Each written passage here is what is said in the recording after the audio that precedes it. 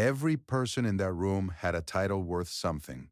Fire chiefs, emergency medical directors, 12 senior law enforcement commanders from 6 states, people who had been first through burning doors and last to lead disaster scenes, and who had, in the accumulated weight of those years, developed the particular bearing of people who are not easily impressed. Cole Decker impressed them. He had been running the physical readiness portion of the Meridian First Responder Leadership Summit for 4 years, and every year he ran it the same way, with the precision and zero tolerance for comfort that 23 years of naval special warfare had made indistinguishable from his natural personality. He designated the course himself. He timed every station. He stood at the finish line and watched every participant cross it or not cross it, and he remembered every time. The summit was 3 days. The drill was 2 hours on the second morning. Nobody had ever asked to skip it. Nobody except the man Decker had pointed to when the room didn't quiet down fast enough. It pointed to him the way you point when you want to establish something. Not at a volunteer, not at a colleague, but at the person in the room whose cooperation you have not yet secured and whose cooperation you intend to make an example of. The man he pointed to was in a plain blue jacket and dark jeans, seated in the fourth row. He looked at Decker with mild attention. "You?" Decker said. "You want to run it?" The room went quiet. The man in the blue jacket considered this for a moment. "Sure," he said. He took off the jacket, folded it over the back of his chair, and stood up. What happened next? Over the next 47 minutes on that course, left 31 first responder leaders who had seen nearly everything in their careers, looking at each other and not finding the right word. There is a conference center in Temecula, California, called the Temecula Valley Conference Center. It sits on Via Las Colinas, in the wine country stretch of the Inland Empire, where the terrain opens into low rolling hills and the air has a different quality than the basin 40 miles west. Drier, cleaner, the kind of air that makes people feel slightly more capable than they did when they arrived.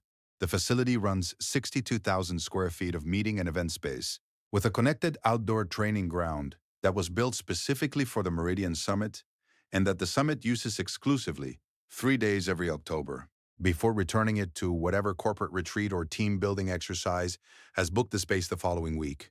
The training ground is not a military facility. It is not a first responder obstacle course in the formal credentialed sense. It is a purpose-built outdoor space with 12 stations designed by Cole Decker over 2 years of prototypes and revisions, tested on 307 people, refined until each station measured exactly what he needed it to measure. Not strength, not speed in isolation. Composure under accumulating fatigue, with decision points built in at the stations where most people's judgment began to degrade. It had a name for that moment. He called it the threshold. Every participant hit it at a different station. Nobody got through the course without hitting it. That was the point. The Meridian Summit had been running for 11 years, founded by a retired fire chief named Hardwell, who believed that the leadership failures in high-stakes emergency response almost always traced back to physical deterioration and the psychological consequences of that deterioration. The small decisions made wrong, the half-second hesitations, the refusals to delegate that came from commanders who had stopped trusting bodies that were no longer what they had once been. Cole Decker had been recruited to the summit in its 7th year. His reputation was specific and well-established in the first responder leadership community. He was the best facilitator of physical readiness training in the country for people over 40, and he was difficult, and the difficulty was a feature rather than a flaw. The summit's board had been told both of those things before they hired him. They had hired him anyway. On the second morning of that October summit, 61 participants were seated in the main hall for the 9 o'clock session. The 62nd had come in late, 2 minutes past the hour, slipping in from the side door with the particular efficiency of someone who has learned to be unobtrusive about their lateness. He was wearing a plain blue jacket, dark jeans, a gray t-shirt underneath. He had come from the hotel across the street where he was staying with the rest of the summit participants, and had walked over without a car, which meant his shoes had a light dust on them from the unpaved shoulder of Via Las Colinas. His name was on the participant list as a guest invitee, the designation given to speakers, sponsors, and the occasional outside figure whose presence the board considered useful to the summit's conversations. He was there because Hartwell had asked him personally a year earlier. at a fundraising event for a first responder support foundation, where they had sat at the same table and talked for 3 hours about things that had nothing to do with either of their careers. He had agreed. He had not asked for a schedule. He had not known about the drill. Cole Decker was 52 years old and had the body of a man who has been treating physical condition as a professional responsibility since he was 19, which he had. 6 feet 1, 194 pounds, which anyone who looked at him for more than a moment could have told you without being given the number. Short gray hair, kept to a length that was either military habit or deliberate signal. Probably both. He wore the same thing every morning of the summit. Tactical trousers, a black performance shirt, boots that had been broken in so completely they looked casual. He moved through the main hall with the economy of someone for whom the occupation of space is always intentional. He did not drift. He did not pause without reason. When he stood at the front of the room, he stood at the center of the front of the room, and the room adjusted its attention accordingly. It had been this way for a long time. What the room did not know, what the Meridian Board knew only in outline, what no one who trained under him had ever been told directly, was that the drill had not always been what it was. In its original form, designed for his first year at the summit, it had been a straightforward physical assessment, timed, challenging, designed to expose fitness gaps. It had worked as designed and produced useful data, and Decker had returned the following year with a different course. The new course had decision points. It had built them in the spring of 2020, 14 months after a warehouse collapse in Phoenix, Arizona, in which 3 firefighters had died while performing a search and rescue operation in a structure that had been misread as stable by the incident commander on scene. The incident commander's name was Whitfield, Lieutenant Aaron Whitfield, 28 years old. He had been green. He had also been physically undertrained for the conditions of that day. A 3-hour deployment in a structure with significant thermal load, and the post-incident analysis had documented quietly that his decision-making in the final 20 minutes had shown markers consistent with severe fatigue-related cognitive impairment.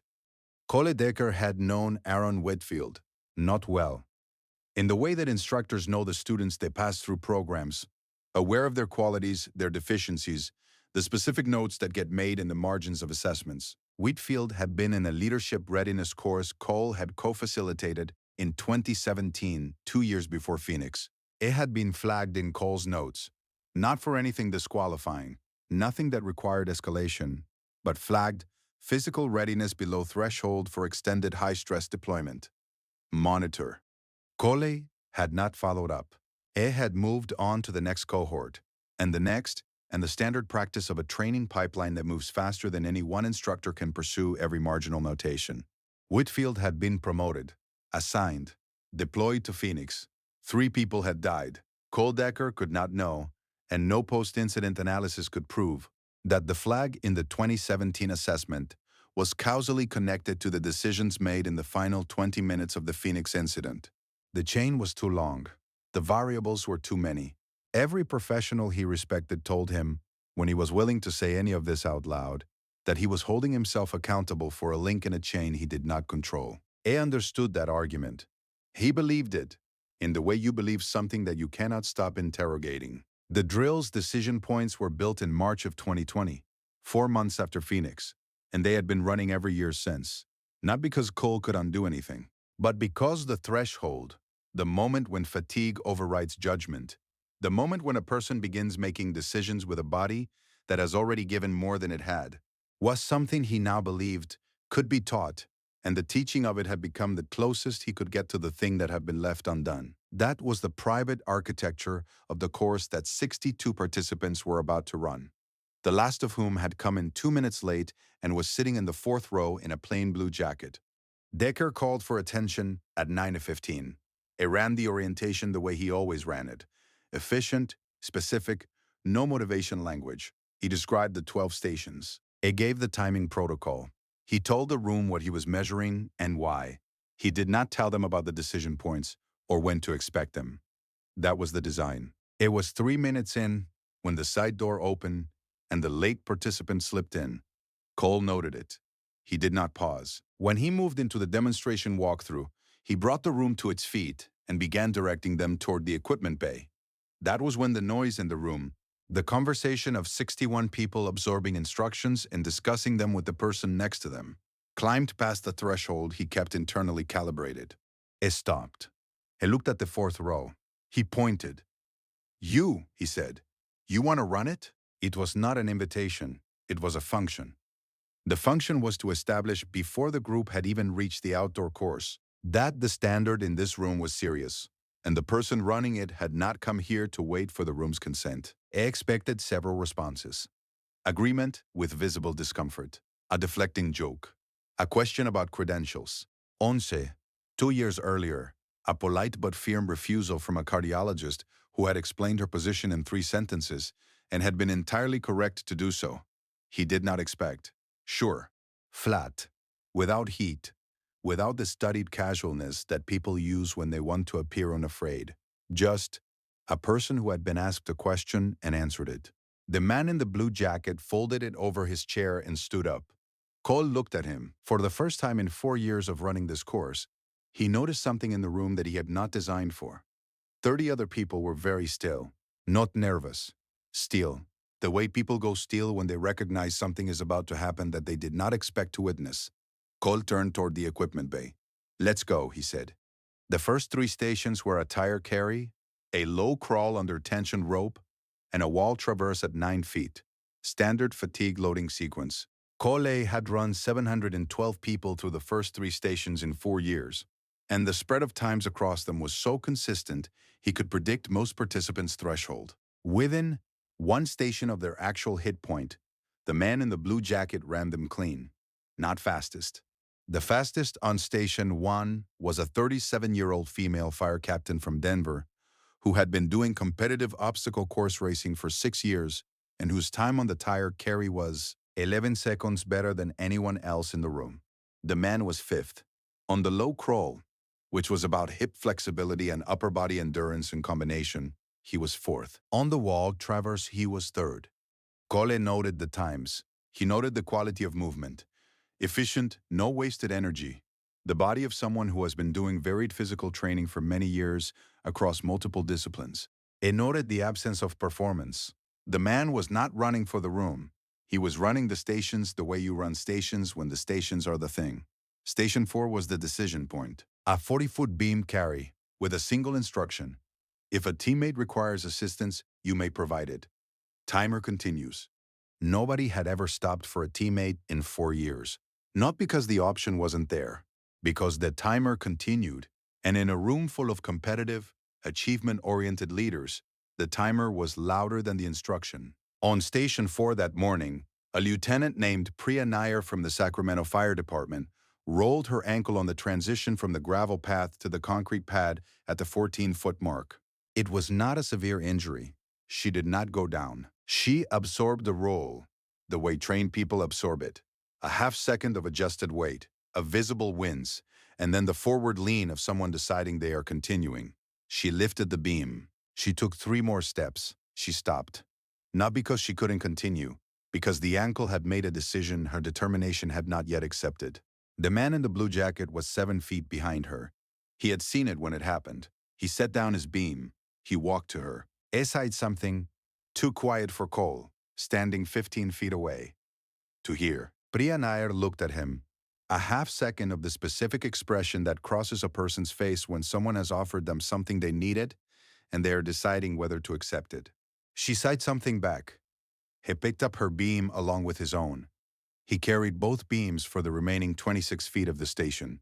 The timer continued. Cole watched from his position near the station marker. He had designed the decision point into Station 4. He had never seen anyone use it. The man in the blue jacket finished the course 47 minutes and 19 seconds after he started. It was last. Last by 3 minutes and 44 seconds. Because he had stopped twice more after Station 4. Onseto helped a fire battalion chief from Tucson who had cramped severely on Station 8 and needed 30 seconds of guided breathing to reset. And Once to reroute a participant who had taken a wrong turn on the Station 11 connector path and was heading into the equipment staging area. It crossed the finish line and stepped to the side of the course without ceremony. He found a water bottle on the recovery table and drank half of it. Cole was at the finish line. He had been at the finish line since the first participant crossed it, which was his practice. He tracked every time, he recorded every note, he watched every face at the finish line, because the finish line was where you learned the most about a person, what they were showing, what they were hiding, and what had moved through them in the 47 minutes of the course. The man in the blue jacket was not showing anything in particular. He looked at the course. He looked at Priya Nair, who had finished ninth ahead of 12 participants and who was standing near the water table moving her ankle in careful circles. He looked at Cole. "Good course," he said. Cole said nothing. He looked down at his timing sheet. He looked back up. The man had already walked toward the recovery area to check on the Tucson battalion chief. The debrief was an hour. Cole ran it the way he always ran it. Data first, patterns second, individual observations last. He went through the times, the threshold points, the performance distribution. He named what each station measured and where the room's collective performance had been strong and where it had exposed gaps that were worth taking home. He did not discuss Station 4, not in the full debrief, and never discussed Station 4 in the full debrief, because the decision point was in the design and explaining the design was the same as dissolving it. When the full debrief ended and the room broke for lunch, Cole went to the equipment loading area at the far end of the outdoor space to begin packing the timing equipment. It was a job his assistant usually started, but his assistant had left early that day with a migraine, and the rhythm of the packing, systematic, physical, requiring enough attention to occupy the hands but not the mind, was the kind of work Cole gravitated toward after sessions that had gone sideways in ways he was still processing. The session had not gone sideways. Technically, it had gone well. Better than well, that was the part he was processing. He heard the door from the main facility open behind him and turned. The man in the blue jacket was carrying a timing display stand that had been left on the far side of the course. He brought it to the loading area and set it down near the equipment cases. "Figured you'd be packing," he said. Cole looked at him. "You don't need to do that." "I know." He picked up the next case on the staging table and began folding down the tripod. They worked in silence for a minute. Then the man said without looking up from the tripod, "When did you build in the decision points?" Cole's hand stopped. It had not said the phrase decision points in the debrief. He had not named Station 4 as different from any other station. Nothing in the session materials used that language. He looked at the man. "What do you mean?" "Station 4. The beam carry, with the instruction about teammates." The tripod folded. He set it down. "That wasn't in the original course design. You built it in after something." Cole was still. "What makes you say that?" The man picked up the next piece of equipment. He thought about it for a moment. Genuinely thought, the way people do when they are choosing precision over speed. "Because you watched Station 4 differently from every other station," he said. "Not more carefully. Differently. Like someone who built a room and has been standing in the doorway of it for a long time, waiting to see whether anyone will walk through." He set down the equipment. "What happened?" he said. It was not the question of someone pressing. It was the question of someone who had decided the other person was worth asking. Cole sat down on the equipment case behind him. He did not plan to say what he said next. But the equipment loading area was empty, and the case was solid under him. And the man in the blue jacket was not looking at him with the focused attention of someone waiting for something useful. Who's the open attention of someone who had asked a question and was willing to wait as long as it took. Cole told him, not all of it, the shape of it. Whitfield, the 2017 flag, the note in the margin, Phoenix, the three names, the post-incident analysis, the March of 2020, and the new course, and the decision point built into Station 4, and the 712 people who had run through it in 4 years without once stopping. For a teammate, he said, I don't know if it's connected. Professionally, I know it's not. The chain is too long. I've had people I respect tell me the chain is too long. He stopped. But I keep building the course. The man sat down on the case opposite him.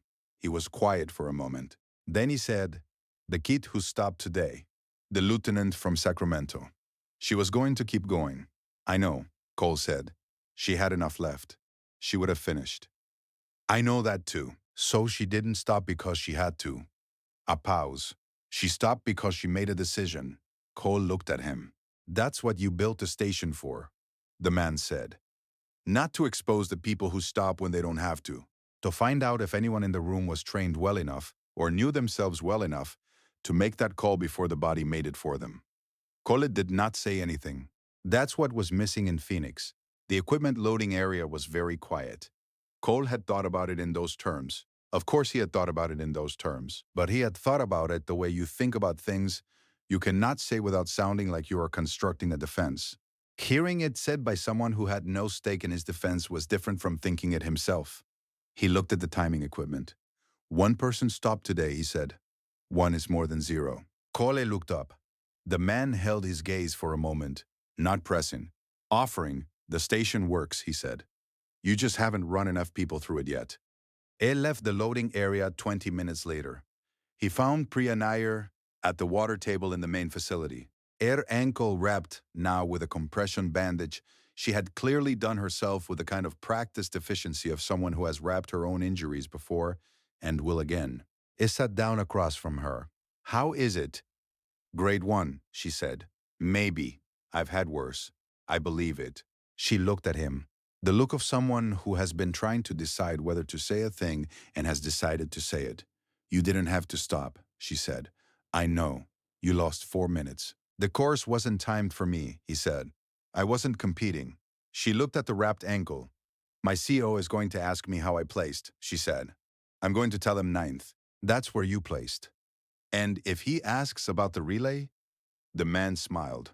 The real one, slightly crooked, unhurried. Tell him you accepted assistance from a fellow participant in a decision point exercise and finished the course in the top half of a room full of experienced first responders. He paused. That's an accurate description of what happened. Priya Nair looked at him for a moment. Then she said, Who are you? He told her his name. She looked at him for another moment. Ha, she said. He stood up. Take care of the ankle, he said. Cole Decker drove back to San Diego that evening and did not talk to anyone for most of the drive. He thought about what had been said in the equipment loading area, and specifically about the sentence he had not been able to say himself. The station works. You just haven't run enough people through it yet, and what it meant that he had needed someone else to say it before he could hear it. He had spent 4 years building a course around a question he couldn't resolve. What he had not allowed himself to believe fully was that the course was a better answer to that question than the question deserved. That the thing he had built out of guilt was also genuinely useful. That those two facts could both be true at the same time. He called his wife when he was 40 minutes out San Diego. He talked for a while. She listened. She had been listening to versions of this for 5 years, and she was still listening, which was its own kind of answer. He told her about Station 4, about the man who stopped. She sighed. He stopped on his own? Without being told? Without being told. She was quiet. That's what you've been trying to teach, she said. I know. So it can be taught. He merged on to the 5. It can be taught, he said. The following October, Cole Decker made 2 changes to the Meridian Summit course. The first was a change to the Station 4 instruction card. The original read, if a teammate requires assistance, you may provide it. Timer continues. The new version read, if you or a teammate requires assistance, you may stop and provide it. This is not a penalty. This is a decision. Timer continues. The second change was to the debrief. He added a full 10 hours to the station for discussion. He named the decision point. He named what it measured. He told the room, not about Phoenix, not directly, but about the category of failure that decision-making under fatigue produces, and the specific conditions under which good people make choices they would not make if they were running at full capacity. It talked about the difference between the body that says I can keep going and the judgment that asks whether continuing is the right call. 16 of the 29 participants who ran the course that year stopped at Station 4. Not all of them stopped for a teammate. 2 stopped because they had assessed their own condition and decided that the assessment was the decision. That was new. Cole had never seen that before. He wrote it down in his post-event notes. He wrote, 2 self-stops at S4. Unprompted. Both participants made the call before the body made it for them. Threshold recognized before crossing. This is what we are looking for. He underlined the last sentence. Priya Nair was promoted to battalion chief 19 months after the Temecula summit. She sent a short email to the Meridian Summit office congratulating the program and mentioning briefly that the physical readiness course had stayed with her in ways she was still thinking about. The summit office forwarded the email to Cole. He read it twice. He added her name to a spreadsheet he kept, a quiet private document that lived in a folder on his desktop with no label. It was a list of names. People had trained over 23 years who had gone on to do something specific he felt connected to the work. Most of the entries were old. Special warfare, early career. Priya Nair was the first Meridian Summit entry. He suspected she would not be the last. I have told a lot of stories on this channel, but I keep coming back to the moment in the equipment loading area. Not the drill, not the finish line, or the stop timer, or the beam carry that Priya Nair did not expect help with. I keep coming back to the question asked in that loading bay. What happened? 3 words, sighed by someone who had no obligation to ask them, who had finished a course-packed equipment, and could have left with every reasonable claim to having done what he came to do. It didn't leave. He asked, what happened? I think about how rarely we ask that question. Not the version that means, explain the situation to me, but the version that means, tell me what this cost you, and I am willing to be here while you do. The version that requires you to sit on an equipment case in a loading bay and not fill the silence with something useful. I am not sure I ask it often enough. I would like to. Most of us would like to. And I think about Cole Decker, who spent 4 years building a course around a question he couldn't let go of, not knowing that the answer to the question was already in the course.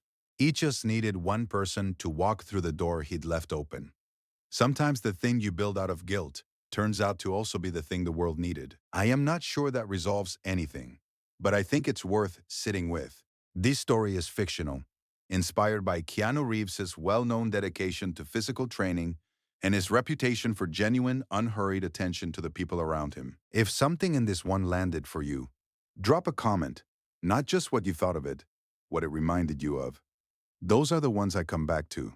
Share it with someone who needs a reminder that the things we build out of hard places can still be good things. Subscribe if you want to be here for the next story. See you in the next one.